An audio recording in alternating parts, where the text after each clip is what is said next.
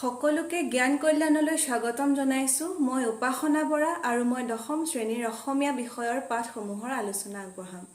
আজি আলোচনা কৰিবলৈ আগবাঢ়িছো দশম শ্ৰেণীৰ পাঠ্যক্ৰমৰ অন্তৰ্ভুক্ত ইণ্টাৰনেটৰ তিতা মিঠা শীৰ্ষক পাঠটি। আমি ইয়াৰ আগৰ ভিডিঅ'ত পাঠটিৰ আলোচনা আৰম্ভ কৰিছিলোঁ। আজিৰ ভিডিঅ'ত পাঠটিৰ পৰৱৰ্তী অংশৰ আলোচনা আগবঢ়োৱা হ'ব। আমি ইয়াৰ আগৰ ভিডিঅ'ত ডক্টৰ প্ৰণয়ী দত্তৰ ইণ্টাৰনেটৰ তিতা মিঠা শীৰ্ষক গল্পটিৰ আলোচনা কৰি আছিলোঁ। আমি ডক্টৰ প্ৰণয়ী দত্তৰ বিষয়ে কিছু কথা গম পালোঁ। আমি গল্পটিৰ আলোচনাও আৰম্ভ কৰিছিলোঁ। আমি গম পালোঁ ইণ্টাৰনেটৰ বিষয়ে কিছু কথা, ৱৰ্ল্ড ৱাইড ৱেব কি বস্তু সেই বিষয়ে আমি অলপ পাইছিলোঁ আৰু লগতে ইণ্টাৰনেটৰ বিভিন্ন সুবিধাসমূহৰ বিষয়ে, বিভিন্ন সা সুবিধাৰ বিষয়ে, ভাল দিশৰ বিষয়ে আমি পাইছিলোঁ। কি কি ক্ষেত্ৰত ইণ্টাৰনেট আমাৰ বাবে সহায়কাৰী সেই বিষয়ে আমি পাইছিলোঁ। ইমেইলৰ কথা, ভিডিঅ' কলিঙৰ কথা আমি পাইছিলোঁ। আৰু ইণ্টাৰনেটত যে বিশ্বব্ৰহ্মাণ্ডৰ যিকোনো তথ্যই লাভ কৰিব পাৰি সেই কথা আমি গম পালোঁ। সমগ্ৰ বিশ্বব্ৰহ্মাণ্ডখনেই যেন ইণ্টাৰনেটত পুঞ্জীভূত হৈ আছে। আমি কুঁৱলীয়ে ইণ্টাৰনেটত কিদৰে ইমেইলৰ, ভিডিঅ' কলিঙৰ সোৱাদ লৈছিলে সেই বিষয়ে পালোঁ। তাই কেনেদৰে পঢ়া শুনাৰ লগত জড়িত বিভিন্ন কথাও ইণ্টাৰনেটৰ মাধ্যমত লাভ কৰিছিল। তাই কেনেদৰে মনোৰঞ্জনৰ আমেজ লৈছিল আৰু কুঁৱলী সপৰিয়ালে ফুৰিবলৈ যাওঁতে কিদৰে ইণ্টাৰনেটৰ মাধ্যমত সকলোখিনি বন্দবস্ত কৰিছিল সেই বিষয়ে আমি পালোঁ। গতিকে ইণ্টাৰনেটত কিদৰে বহু সময় আৰু কষ্ট লাঘৱ হয় সেই কথা আমি গম পালোঁ। ইণ্টাৰনেটৰ বিভিন্ন ভাল দিশসমূহৰ বিষয়ে আমি আলোচনা কৰিলোঁ। এতিয়া আমি ইণ্টাৰনেটৰ কিছুমান অসুবিধা বা কিছুমান বেয়া দিশৰ বিষয়ে আমি পাম। আমি ইতিমধ্যে গম পালোঁ ইণ্টাৰনেটৰ তিতা মিঠা শীৰ্ষক এই গল্পটিৰ মূল চৰিত্ৰটিৰ নাম হৈছে কুঁৱলী। কুঁৱলী এবাৰ নৱম শ্ৰেণীৰ পৰা দশম শ্ৰেণীলৈ উত্তীৰ্ণ হৈছে আৰু তাই প্ৰথম হৈ উত্তীৰ্ণ হোৱাৰ বাবে তাইৰ দেউতাকে এটা কম্পিউটাৰ তাইক উপহাৰ স্বৰূপে দিছে আৰু কম্পিউটাৰটোত ইণ্টাৰনেট সংযোগ কৰি দিছে। গতিকে ইণ্টাৰনেট তাই কিদৰে ব্যৱহাৰ কৰিছে, তাই কিদৰে লাভান্বিত হৈছে সেই কথা আমি ইয়াৰ আগৰ ভিডিঅ'ত আলোচনা কৰিছিলোঁ। ইণ্টাৰনেটৰ ভাল দিশসমূহৰ বিষয়ে আলোচনা কৰিছিলোঁ। আমি ইয়াৰ আগৰ ভিডিঅ'তে গম পাইছিলোঁ যে কুঁৱলীয়ে সপৰিয়ালে দক্ষিণ ভাৰতৰ ফালে ফুৰিবলৈ যাবলৈ ওলাইছে আৰু তাই ইণ্টাৰনেটৰ মাধ্যমতে সকলোখিনি বন্দবস্ত কৰিছে, টিকট কটাৰ পৰা আৰম্ভ কৰি হোটেল ঠিক কৰালৈকে। ভ্ৰমণৰ প্ৰস্তুতি পূৰ্ণগতিত আগবাঢ়ি থাকোঁতেই এটা অঘটন ঘটিল। তাই হোটেলৰ পৰা কিবা চিঠি পত্ৰ আহিছে নেকি বুজ ল'বলৈ কম্পিউটাৰটো অন কৰিলে, পিছে কাৰ্যক্ষম কৰিব নোৱাৰিলে। অৰ্থাৎ ভাইৰাছ সোমাল। ভাইৰাছ শব্দটো শুনিয়ে ভায়েক নিয়ৰে, কুঁৱলীৰ এজন ভায়েক আছে নিয়ৰ, ভায়েক নিয়ৰে অসুখৰ ভাইৰাছ বুলিয়ে ভাবি ল'লে। সেয়েহে কুঁৱলীয়ে তাৰ আগত সৰু সুৰা বক্তৃতা এটাই দিব লগা হ'ল। কাৰণ কুঁৱলীয়ে জানে ভাইৰাছ কি বস্তু, গতিকে তাই ভায়েক নিয়ৰক বুজাই দিছে। তাই ক'লে, বুজিছা নিয়ৰ, ভাইৰাছৰ সম্পূৰ্ণ ৰূপ হৈছে ভাইটেল ইনফৰমেশ্যন ৰিচ'ৰ্চেছ আণ্ডাৰ চিজ। ই হৈছে এক ধ্বংসাত্মক অভিপ্ৰায়েৰে প্ৰস্তুত কৰা এটা কম্পিউটাৰ প্ৰগ্ৰেম। ই নিজকে কম্পিউটাৰত থকা সুস্থ প্ৰগ্ৰেম বা ফাইলৰ লগত সংযুক্ত কৰি সেইবোৰত বিজুতি ঘটাব পাৰে, তাকো আকৌ মূল ব্যৱহাৰকাৰীজনৰ অজ্ঞাতে বা অনুমতি নোলোৱাকৈ। নিয়ৰক কথাখিনি বুজাই কুঁৱলী ততাতৈয়াকৈ বিশ্ববিদ্যালয়ত পদাৰ্থ বিজ্ঞান বিভাগত গৱেষণা কৰি থকা শাবানা বাইদেউৰ ওচৰ পালেগৈ। বাইদেৱে এণ্টিভাইৰাছ ছফ্টৱেৰ এটা কুঁৱলীৰ কম্পিউটাৰটোতে অন্তৰ্ভুক্ত কৰি বিপদমুক্ত কৰিলে। ইয়াত আমি গম পালোঁ ভাইৰাছৰ বিষয়ে।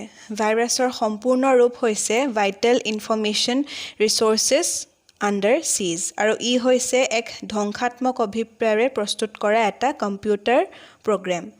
আৰু ভাইৰাছে কি কৰে, নিজকে কম্পিউটাৰত থকা সুস্থ প্ৰগ্ৰেম বা ফাইলৰ লগত সংযুক্ত কৰি সেইবোৰত বিজুতি ঘটাব পাৰে। আৰু এটা কম্পিউটাৰক ভাইৰাছৰ পৰা বিপদমুক্ত কৰিব পাৰি এণ্টিভাইৰাছ ছফ্টৱেৰৰ সহায়ত। আৰু এই ক্ষেত্ৰত কুঁৱলীয়ে সহায় ল'লে শাবানা বাইদেউৰ। শাবানা বাইদেৱে এণ্টিভাইৰাছ ছফ্টৱেৰ এটা কুঁৱলীৰ কম্পিউটাৰটোত অন্তৰ্ভুক্ত কৰি কম্পিউটাৰটো বিপদমুক্ত কৰিলে। কুঁৱলী লাহে লাহে ইণ্টাৰনেটৰ ৰঙীন জগতখনত সোমাই পৰিল। তাই ইণ্টাৰনেটতে দিনটোৰ বেছিভাগ সময় পাৰ কৰিবলৈ আৰম্ভ কৰিলে। তাই ইণ্টাৰনেটৰ লগতে ব্যস্ত হৈ পৰিল। মাকৰ শাক বচনলৈও তাই কাণসাৰ নকৰা হ'ল।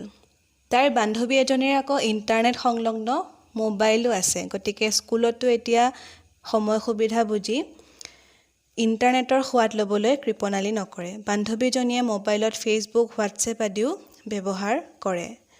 বান্ধৱীজনীলৈ হোৱাটছএপৰ জৰিয়তে অহা বিভিন্ন ধৰণৰ মেছেজবোৰৰ মাজতে সিহঁত ব্যস্ত হৈ থাকে। গতিকে ইয়াত ফেচবুক, হোৱাটছএপ আদিয়ে ছাত্ৰ ছাত্ৰীৰ মনত, সৰু ল'ৰা ছোৱালীৰ মনত কেনেধৰণৰ প্ৰভাৱ পেলাব পাৰে, কেনেধৰণৰ বেয়া প্ৰভাৱ পেলাব পাৰে সেই বিষয়ে কিছু কথা কৈছে।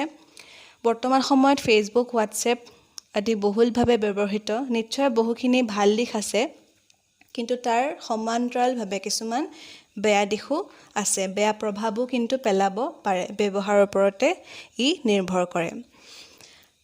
কুঁৱলীৰ বান্ধৱীজনীয়ে আকৌ স্কুললৈ আহোঁতে গাড়ীতো মোবাইল ব্যৱহাৰ কৰে। আনকি ফুৰিবলৈ গ'লে বা সম্বন্ধীয় লোক বা আলহী অতিথিৰ সন্মুখতো তাই মোবাইল ব্যৱহাৰ কৰে। বিবাহ বা বিভিন্ন উৎসৱ অনুষ্ঠানতো তাই হাতত মোবাইল লৈ ইণ্টাৰনেটতে ব্যস্ত হৈ থাকে। আৰু কেতিয়াবা কাণত হেডফোন লগাই গান বা চিনেমাৰ ৰঙীন পৃথিৱীত মচগুল হৈ থাকে। চৌপাশৰ পৰিৱেশলৈ কোনো ভ্ৰূক্ষেপেই নাই। গতিকে এনেধৰণৰ প্ৰভাৱ পেলাব পাৰে ছাত্ৰ ছাত্ৰীৰ মনত বা সৰু ল'ৰা ছোৱালীৰ মনত। আৰু এটা কথাই কিন্তু কুঁৱলীৰ মনত শংকাৰ সৃষ্টি কৰিলে। তাইৰ বান্ধৱীজনীৰ ভায়েক পলে হেনো ইমানকৈ ইণ্টাৰনেটত গেম খেলিবলৈ আৰম্ভ কৰিছে যে তাৰ পঢ়া শুনাৰ প্ৰতি মনোযোগ একেবাৰে কমি আহিছে। সুবিধা পালেই সি মোবাইলত গেম খেলাত ব্যস্ত হৈ পৰে। সৰুতে পঢ়া শুনাত বেছ নাম কৰা পলে এইবাৰৰ ছমহীয়া পৰীক্ষাত কেইবাটাও বিষয়ত বেয়া কৰিছে। গতিকে কুঁৱলীৰ মনটো বিষাদগ্ৰস্ত হ'ল। তাই নিজে অনুভৱ কৰিলে, তাইৰ নিজৰে ধাৰণা হ'ল তাই যেন পৰিয়াল, আপোনজন, ওচৰ চুবুৰীয়া মানুহ সকলোৰে পৰা ক্ৰমাৎ আঁতৰি আহিছে। সিদিনা পৰিয়ালসহ অতুল মামা আহোঁতে তাই দেখোন মাতষাৰ দিবলৈকে নগ'ল। ওচৰৰে বিয়া বাৰুলৈ যোৱাৰ নামেই নল'লে। ৰাস্তাই ঘাটে দেখোন সমনীয়া আৰু বয়োজ্যেষ্ঠজনৰ প্ৰতি সামান্য সৌজন্যবোধ কণো দেখুৱাবলৈ পাহৰি গ'ল। কল্পনাৰ ৰঙীন তথা অবাস্তৱ জগতখনতহে অবিৰাম উঠি ভাঁহি ফুৰা হ'ল। তাই দেখোন দৈনন্দিন জীৱনৰ আৱশ্যকীয় সকলো দিশতে সম্পূৰ্ণ আনমনা হৈ পৰিল। ঘৰুৱা কাম বন তথা অন্যান্য দায়িত্বৰ প্ৰতি উদাসীন হৈ কেৱল মাথো কম্পিউটাৰটোৰ সন্মুখতে বহি থকা হ'ল। এলাহ ভাবো ক্ৰমে বেছি হ'বলৈ ধৰিলে। মূৰটোও অনবৰতে বিষাই থকা হ'ল। ইয়ে তাইৰ পঢ়া শুনাতো ব্যাঘাত জন্মালে। গতিকে এইখিনি কথা কুঁৱলীয়ে নিজে অনুভৱ কৰিছে। তাইৰ নিজৰে ধাৰণা হৈছে তাই যেন পৰিয়াল, আপোনজনৰ পৰা লাহে লাহে আঁতৰি গৈছে। তাই যেন সমনীয়া তথা বয়োজ্যেষ্ঠজনৰ প্ৰতি সামান্য সৌজন্যবোধ কণো দেখুৱাবলৈ পাহৰি গ'ল। কেৱল ইণ্টাৰনেটৰ সেই ৰঙীন কল্পনাৰ অবাস্তৱ জগতখনতে তাই যেন ব্যস্ত হৈ থাকিবলৈ আৰম্ভ কৰিলে। আৰু ই যেন তাইৰ পঢ়া শুনাৰ ক্ষেত্ৰতো ব্যাঘাত জন্মালে। কাৰণ অনবৰতে কম্পিউটাৰটোৰ সন্মুখতে বহি থকাৰ পৰা তাইৰ এলাহ ভাৱ বৃদ্ধি হ'ল। তাইৰ মূৰটো অনবৰতে বিষাই থকা হ'ল। গতিকে পঢ়া শুনাৰ ক্ষেত্ৰতো তাইৰ যথেষ্ট পৰিমাণে ব্যাঘাত জন্মিলে। বাহিৰা কিতাপ পত্ৰ, আলোচনী, বাতৰি কাকতৰ লগত সম্বন্ধই নোহোৱা হৈ পৰিল কুঁৱলীৰ। নেটত পোৱা কিছুমান তথ্যত বিসংগতিও ধৰা পেলালে স্কুলৰ শিক্ষক শিক্ষয়িত্ৰীয়ে। তদুপৰি ছ'চিয়েল মিডিয়াত প্ৰচাৰিত কিছুমান খবৰে উৰা বাতৰিৰ ৰূপ লৈ সমাজখনৰ ক্ষতি কৰাৰ কথাও স্কুলৰ ময়ূৰী বাইদেৱে সিদিনা সিহঁতক বুজাই দিলে। কুঁৱলীৰ লাহে লাহে বাহিৰা কিতাপ পত্ৰ, আলোচনী, বাতৰি কাকতৰ লগত সম্বন্ধ নোহোৱা হৈ পৰিছিল। তদুপৰি ইণ্টাৰনেটত যে কিছুমান বিসংগতিও থাকে, সেই কথা তোমালোকে ইয়াত গম পাইছা। সকলো কথা ইণ্টাৰনেটত থকা সকলো কথা যে শুদ্ধ নহ'বও পাৰে, সেই কথা ইয়াত তোমালোকে গম পাইছা। তাত কিছুমান বিসংগতিও কেতিয়াবা থাকিব পাৰে। আৰু ছ'চিয়েল মিডিয়াত প্ৰচাৰিত হোৱা কিছুমান খবৰে উৰা বাতৰিৰ ৰূপ লৈ সমাজখনৰ যথেষ্ট ক্ষতিও কৰিব পাৰে। কথাবোৰ ভাবি গুণি কুঁৱলীৰ মনটো ভাৰাক্ৰান্ত হৈ পৰিল আৰু এটা ভাৰাক্ৰান্ত মন লৈ তাই গ'ল শাবানা বাইদেউৰ ওচৰলৈ। তাই দিনক দিনে বাঢ়ি অহা ইণ্টাৰনেটৰ প্ৰতি আসক্তি তথা মনৰ পৰিৱৰ্তনবোৰৰ কথা ক'বলৈ শাবানা বাইদেউৰ ওচৰলৈ ঢাপলি মেলিলে। আৰু শাবানা বাইদেৱে তাইক কথাখিনি ভালদৰে বুজাই দিলে। তেওঁ ক'লে যে সকলো বস্তুৰে ভাল বেয়া দুটা দিশ থাকেই। এটা মুদ্ৰাৰ যেনেদৰে দুটা পিঠি, ঠিক একেদৰে বিশ্বব্ৰহ্মাণ্ডৰ প্ৰতিটো ভৌতিক বস্তুৰে ভাল আৰু বেয়া দুটা দিশ থাকে। শাবানা বাইদেউৰ কথা আমি আগতেও পাইছোঁ গল্পটিত। যেতিয়া কুঁৱলীৰ কম্পিউটাৰটোত ভাইৰাছ সোমাইছিল, তেতিয়া শাবানা বাইদেৱে কুঁৱলীৰ কম্পিউটাৰটোত এটা এণ্টিভাইৰাছ ছফ্টৱেৰ অন্তৰ্ভুক্ত কৰি কম্পিউটাৰটো বিপদমুক্ত কৰিছিল। আৰু সেই একেগৰাকী শাবানা বাইদেউৰ ওচৰলৈ কুঁৱলী এতিয়া গৈছে তাইৰ মনৰ কথাবোৰ ক'বলৈ, তাইৰ মনৰ পৰিৱৰ্তনবোৰৰ কথা ক'বলৈ আৰু তাইৰ ইণ্টাৰনেটৰ প্ৰতি বাঢ়ি অহা আসক্তি, এই সকলোবোৰ কথা ক'বলৈ তাই শাবানা বাইদেউৰ ওচৰলৈ গৈছে আৰু শাবানা বাইদেৱে তাইক বুজাইছে। তেওঁ কৈছে যে সূৰ্য হৈছে সৰ্বশক্তিৰ আধাৰ। সূৰ্যৰ তাপ পোহৰ নথকা হ'লে এই ধৰা জীৱ আৰু উদ্ভিদকুলৰ অস্তিত্বই নাথাকিলেহেঁতেন। ইয়াৰ বিপৰীত ছবিখন আকৌ এনে, সূৰ্যৰ উৎকট তাপত জহকালি আমি দেখোন বাটলৈ ওলাব নোৱাৰোঁ। ঠায়ে ঠায়ে মানুহ আৰু জীৱ জন্তুৰ লগতে গছলতিকাও মৃত্যুমুখত পৰে। কিন্তু সেইবুলি আমি জানো সূৰ্যৰ শক্তিক উপেক্ষা কৰিব লাগে? তেওঁ সূৰ্যটোৰ উদাহৰণ দি বুজাইছে কুঁৱলীক। তেওঁ কৈছে যে সূৰ্য হৈছে সৰ্বশক্তিৰ আধাৰ। সূৰ্যটো নোহোৱা হ'লে এই পৃথিৱীত আমাৰ জীৱকুলৰ, উদ্ভিদকুলৰ কোনো অস্তিত্ব নাথাকিলেহেঁতেন। কিন্তু সূৰ্যৰ উৎকট তাপত, গৰমৰ দিনত আমি সূৰ্যৰ সেই উৎকট তাপত বাটলৈ ওলাব নোৱাৰোঁ, আমাৰ কষ্ট হয়। কেতিয়াবা মানুহ তথা জীৱ জন্তুৰ লগতে গছলতিকাও মৃত্যুমুখত পৰে। কিন্তু সেইবুলি আমি সূৰ্যৰ শক্তিক জানো উপেক্ষা কৰিব পাৰিম? নিশ্চয় নোৱাৰোঁ। উৎকট গৰমৰ পৰা পৰিত্ৰাণ পাবলৈ আমি সামৰ্থ্য অনুসৰি যথোচিত ব্যৱস্থা গ্ৰহণ কৰিলেই হ'ল। কিন্তু সেইবুলি আমি সূৰ্যটোক উপেক্ষা কৰিব নোৱাৰোঁ। জহকালি বাটত ওলাব নোৱাৰোঁ বুলি আমি সূৰ্যটোক কেতিয়াও উপেক্ষা কৰিব নোৱাৰোঁ। তাৰ বিপৰীতে আমি উৎকট গৰমৰ পৰা ৰক্ষা পাবলৈ, পৰিত্ৰাণ পাবলৈ নিজৰ সামৰ্থ্য অনুসৰি যথোচিত ব্যৱস্থা গ্ৰহণ কৰিলেই আমি গৰমৰ পৰা ৰক্ষা পাব পাৰিম। ঠিক একেদৰে ইণ্টাৰনেটৰো কিছুমান সুবিধাৰ লগতে অসুবিধাও আছে। ইণ্টাৰনেটৰো মিঠা সুবিধাৰ লগতে তিতা অসুবিধাও আছে। মিঠা সুবিধাসমূহে মানৱ সভ্যতাক উন্নতিৰ জখলাত তড়িৎ গতিৰে আগবঢ়াই নি উন্নতিৰ সোপান ৰচিব পাৰিব। যিসমূহ সুবিধা আছে, যিসমূহ ভাল দিশ আছে, সেই সুবিধাসমূহে মানৱ সভ্যতাক উন্নতিৰ জখলাত তড়িৎ গতিৰে অৰ্থাৎ বিজুলী গতিৰে আগবঢ়াই নিব পাৰিব। অৱশ্যে এই সুবিধাসমূহৰ তুলনাত বেয়া দিশবোৰ নিষ্প্ৰভ কৰি তুলিব লাগিব। যিহেতু ভাল দিশসমূহৰ লগতে বেয়া দিশ কিছুমানো আছে, কিছুমান অসুবিধাও আছে, গতিকে সেইসমূহ বেয়া দিশবোৰ আমি নিষ্প্ৰভ কৰি তুলিব লাগিব, নাইকিয়া কৰি পেলাব লাগিব সেই দিশবোৰ।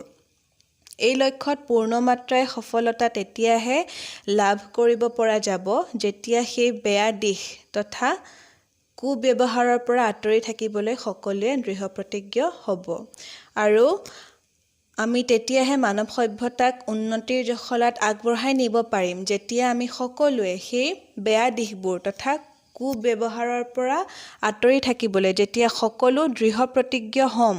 আমি সকলো যেতিয়া দৃঢ়প্ৰতিজ্ঞ হ'ম তেতিয়াহে আমি মানৱ সভ্যতাক উন্নতিৰ জখলাত আগবঢ়াই নিব পাৰিম।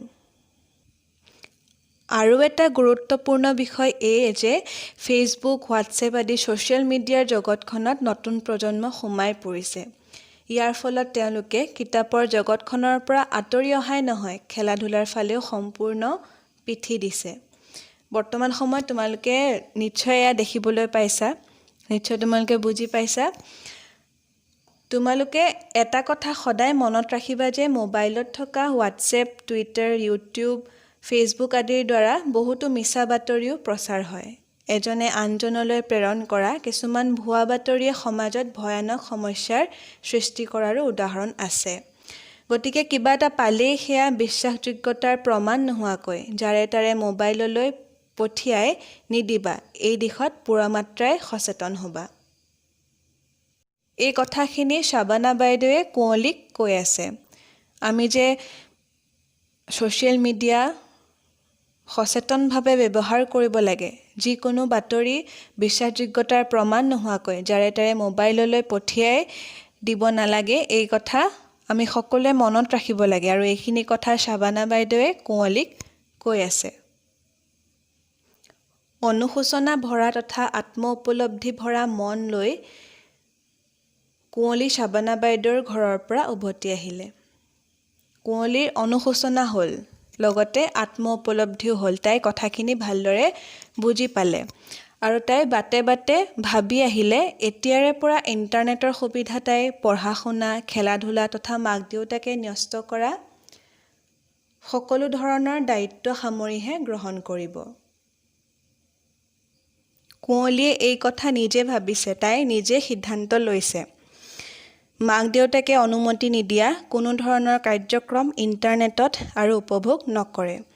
তদুপৰি ইণ্টাৰনেটৰ ব্যৱহাৰ যাতে সমনীয়া তথা বয়োজ্যেষ্ঠজনৰ প্ৰতি থকা দায়িত্ববোধ তিলমানো হ্ৰাস নকৰে। যাতে ইণ্টাৰনেটৰ ব্যৱহাৰে সমনীয়া তথা বয়োজ্যেষ্ঠজনৰ প্ৰতি দায়িত্ববোধ তিলমানো হ্ৰাস নকৰে, তাৰ প্ৰতি সচেতন হ'বলৈও তাই দৃঢ়প্ৰতিজ্ঞ হ'ল। কুঁৱলী দৃঢ় প্ৰতিজ্ঞ হ'ল। তাই ইণ্টাৰনেট ভালদৰে ব্যৱহাৰ কৰিব আৰু ইণ্টাৰনেটৰ সুবিধা তাই পঢ়া শুনা, খেলা ধূলা আৰু মাক দেউতাকে ন্যস্ত কৰা, তাইৰ ওপৰত ন্যস্ত কৰা সকলো ধৰণৰ দায়িত্ব সামৰিহে গ্ৰহণ কৰিব। আৰু মাক দেউতাকে অনুমতি নিদিয়া কোনো ধৰণৰ কাৰ্যক্ৰম তাই ইণ্টাৰনেটত উপভোগ নকৰোঁ বুলি সিদ্ধান্ত লৈছে।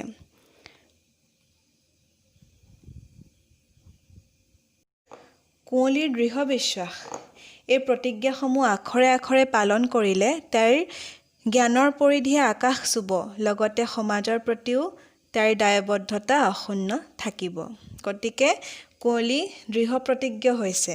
শেষত তাই আত্মসংশোধন কৰিছে আৰু তাই দৃঢ় প্ৰতিজ্ঞ হৈছে যে ইণ্টাৰনেট ভালদৰে তাই ব্যৱহাৰ কৰিব। ইণ্টাৰনেটৰ তিতা মিঠা শীৰ্ষক এই গল্পটিত তোমালোকে ইণ্টাৰনেট সম্পৰ্কীয় বিভিন্ন কথা গম পালা।